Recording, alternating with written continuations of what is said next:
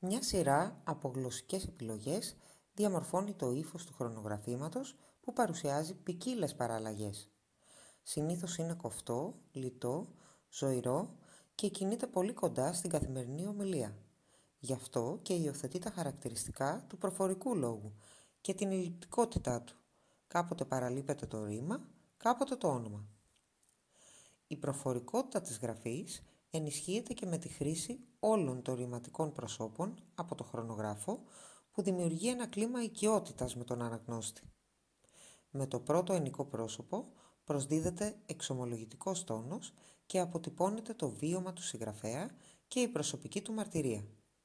Με το β ενικό διαμείβεται ένας διάλογος με τον αναγνώστη, ενώ με το α πληθυντικό ο χρονογράφος εντάσσει και τον εαυτό του στο ευρύτερο κοινωνικό σύνολο και στα προβλήματα ή βιώματα που το απασχολούν. Επιπλέον, το ύφος του χρονογραφήματος προτιμάει τον μικροπερίοδο λόγο, δηλαδή τις μικρές προτάσεις και τις σύντομες περιόδους. Επίσης, κάνει χρήση κυρίως της παρατακτικής σύνδεσης των προτάσεων και του ασύνδετου σχήματος, δηλαδή συνηθίζει τα μέρη του λόγου να τα συνδέει με παρατακτικούς συνδέσμους ή να τα παραθέτει και να τα χωρίζει με κόμμα. Το καθημερινό και συνομιλιακό ύφος του χρονογράφου με τον αναγνώστη του ενισχύεται και από τη χρήση εκ μέρους του χρονογράφου απλής γλώσσας και λεξιλογίου, λαϊκών και ιδιωματικών λέξεων, έτσι ώστε να υπάρχει πλήρης, άμεση και αβίαστη κατανόηση του κειμένου από το αναγνωστικό κοινό.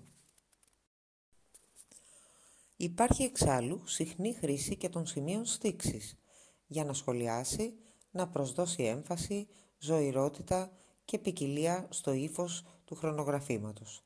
Γενικά οι δομές του προφορικού λόγου αξιοποιούνται με τον καλύτερο τρόπο.